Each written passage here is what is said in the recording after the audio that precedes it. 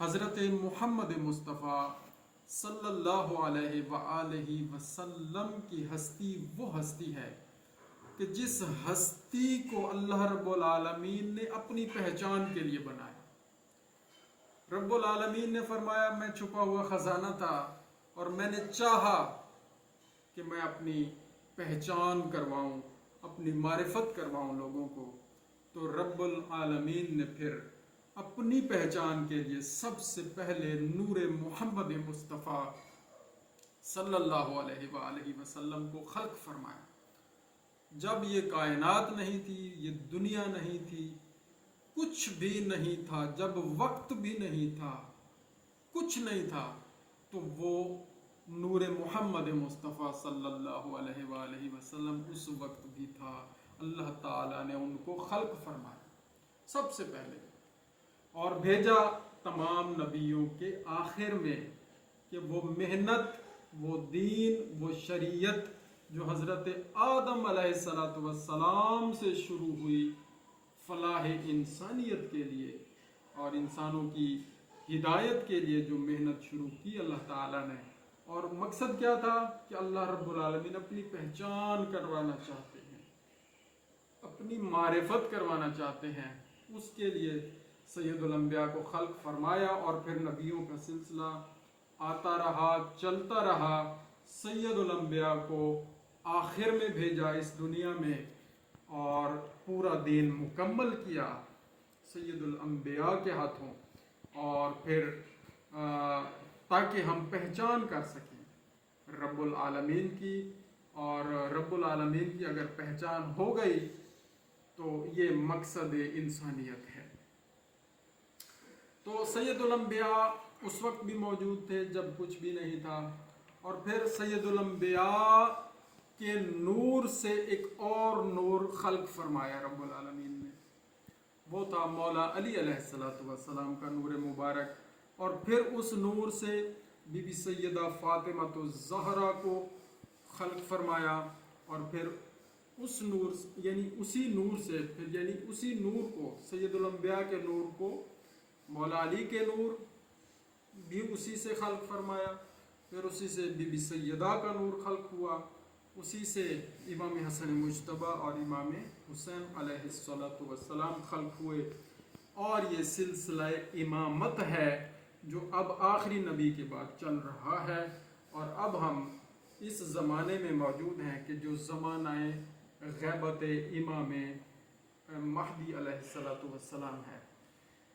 تمام انبیاء کی محنت مکمل ہو چکی ہے، دین پہنچ چکا ہے، اور دین جب پہنچ گیا تو دین کو اجاڑنے کے لیے بھی لوگ موجود رہے، اور پھر اس دین کو بچانے کے لیے حضرت امام حسین علیہ السلام نے اس کائنات میں سب سے بڑی جو قربانی پیش کی وہ امام حسین علیہ السلام نے پیش کی، اپنا سب کچھ اللہ تعالیٰ کے دین کو بچانے کے لیے، دین کو پناہ دینے کے لیے، دین کو مضبوط کرنے کے لیے، وہ محنت جو 1,00,000 کم و بیش 24,000 پیغمبر کرتے آئے تھے، اور سید الانبیاء پر آ کر وہ محنت مکمل ہوئی، اس محنت کو اجاڑنے کے لیے یزید کام کر رہا تھا۔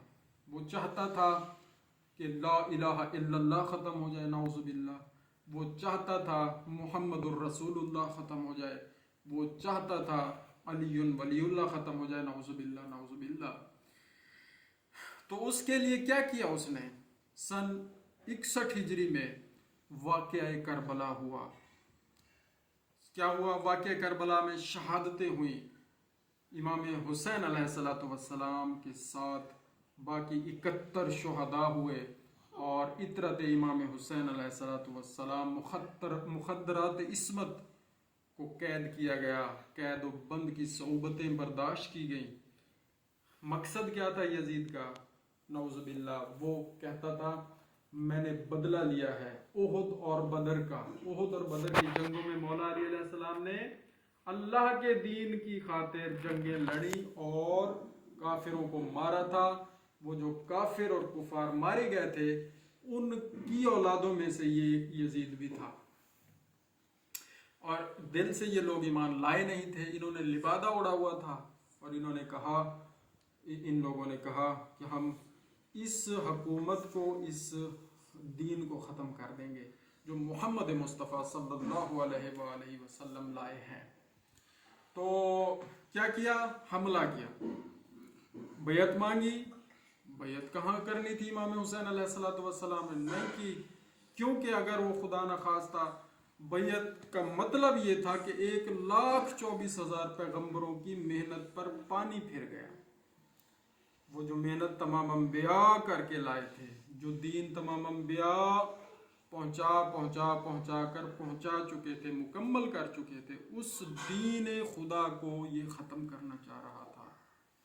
اس نے ہر حلال کو حرام کر دیا، ہر حرام کو حلال کر دیا، شراب نوشی بھی کرتا تھا، جوا بھی کرتا تھا، ہر گمراہی، ہر گناہ اس کے اندر موجود تھا، یزید کے اندر۔ اور سٹیمپ کس کی لگوانا چاہتا تھا؟ امام حسین علیہ السلام کی، کہ وہ پنجتن پاک میں سے آخری وہی تھے۔ امام علی علیہ السلام اس دنیا سے رخصت ہو چکے تھے، امام حسین حسن علیہ السلام رخصت ہو چکے تھے، سید الانبیاء پہلے چلے گئے تھے، بی بی سیدہ فاطمہ الزہرا سلام اللہ علیہا، یہ ہستیاں اس دنیا سے چلی گئی تھی۔ امام حسین علیہ السلام پر ذمہ داری تھی دین کو بچانے کی، تو امام نے بچایا، امام نے سر نہیں جھکایا، امام نے سٹیمپ نہیں لگائی کہ جو کر رہا ہے ٹھیک کر رہا ہے، نہیں لگائی، تصدیق نہیں کی۔ اور یزید نے جب یہ دیکھا کہ یہ نہیں مان رہے تو پھر جنگ کی اور شہادتیں ہوئیں۔ امام حسین علیہ السلام کی شہادت کا مطلب یہ تھا کہ وہ لا الہ الا اللہ پر حملہ کر رہا تھا۔ وہ یہ کہہ رہا تھا یزید لعنتی پلید کہ کوئی وحی نہیں آئی، یہ بنو ہاشم کا ایک ڈھونگ تھا، نعوذ باللہ، جو انہوں نے حکومت کے لیے رچایا تھا، نعوذ باللہ۔ جب امام حسین علیہ السلام کی شہادت ہو گئی اور امام حسین علیہ السلام کا سر مبارک اس یزید پلید کے دربار میں آیا اور تشت میں رکھا گیا اور سامنے رکھا، تو یہ لعنتی پلید اس نے بے حرمتی کی، بے ادبی کی امام کے سر کے ساتھ، اور چھڑی لگائی ان ہونٹوں پہ جس پر سید الانبیاء بوسے دیتے تھے۔ تو اس نے بے حرمتی کی، اور اس وقت اس نے یہ بکواس کی کہ کوئی وحی نہیں آئی، اور یہ ایک ڈھونگ تھا جو بنو ہاشم نے رچایا، یعنی لا الہ الا اللہ کو اس نے انکار کر دیا ماننے سے کہ کوئی خدا نہیں ہے۔ یہ حملہ ہوا اس کا 62 ہجری میں، اس نے مدینے پر حملہ کیا، یزید پلید نے مدینے پر حملہ کیا۔ مسجد نبوی میں اس کی فوجوں نے گھوڑے باندھے، ان گھوڑوں نے 3 دن تک وہاں مسجد نبوی میں پیشاب کیا اور گوبر کیا، لد کی، جو بھی کیا گند بلا، وہ کسی نے کئی عرصے تک پھر اس مسجد نبوی کی صفائی نہیں کی، کیونکہ اس کی فوجوں نے ظلم کیا ہوا تھا، اور اصحاب اور باقی جو مدینہ میں رہنے والے تھے ان سب کو اور ان کے گھروں میں اس نے بے حرمتیاں کی، بے ادبیاں کی، اس کی فوج نے، اس کے حکم پر، یزید پلید کے حکم پر۔ یہ حملہ تھا یزید پلید کا محمد الرسول اللہ پر۔ پہلا حملہ لا الہ الا اللہ پر، دوسرا حملہ محمد الرسول اللہ پر، اور پھر کیا کیا؟ اللہ اکبر۔ اور جو پہلا حملہ تھا وہ امام حسین علیہ السلام پر جو اس نے کیا سن 61 ہجری میں، وہ نہ صرف لا الہ پر حملہ تھا، وہ علی ولی اللہ پر بھی حملہ تھا۔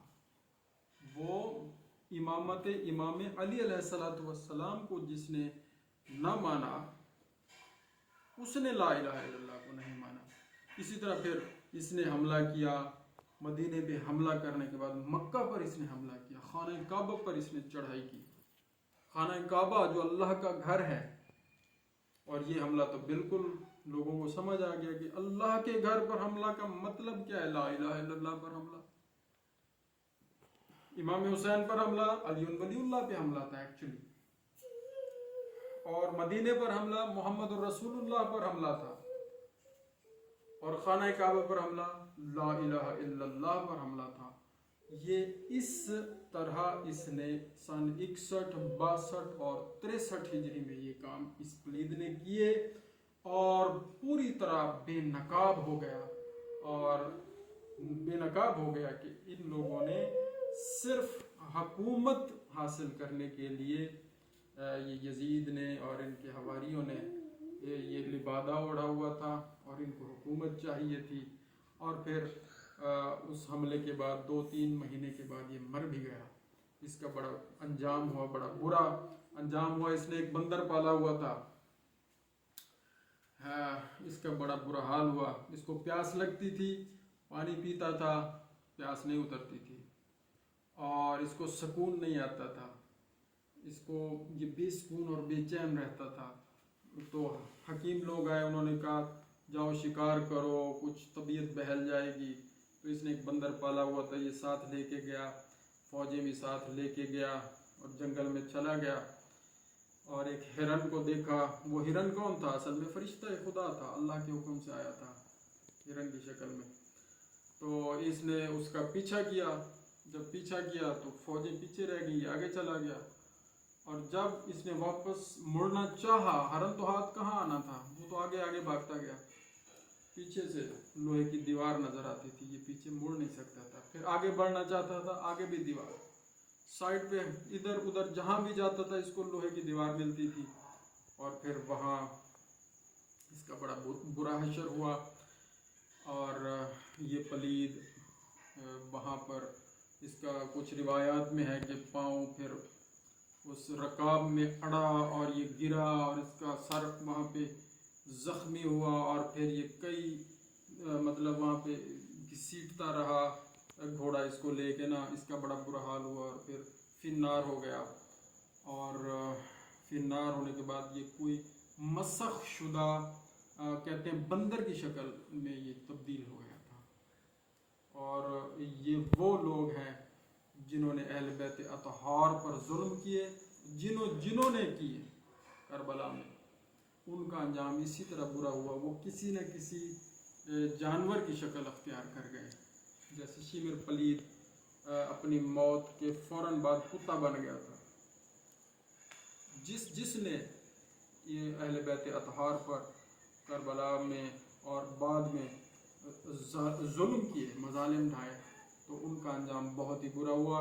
اللہ تعالی ہمیں سید الانبیاء حضرت محمد مصطفیٰ صلی اللہ علیہ وآلہ وسلم کے ساتھ صحیح معنوں میں اور ان کی اہل بیت کے ساتھ صحیح معنوں میں محبت و مودت کرنے کی توفیق عطا فرمائے، اور ان کے بتائے ہوئے اصولوں پر چلنے کی توفیق عطا فرمائے۔ وما علینا الا البلاغ المبین۔ جشن عید میلاد النبی، جشن عید امام جعفر صادق علیہ السلام آپ سب کو مبارک ہو، خوشی کا دن ہے، جشن کا دن ہے۔ اللہم صلی علی محمد و آل محمد وعجل فرجہم۔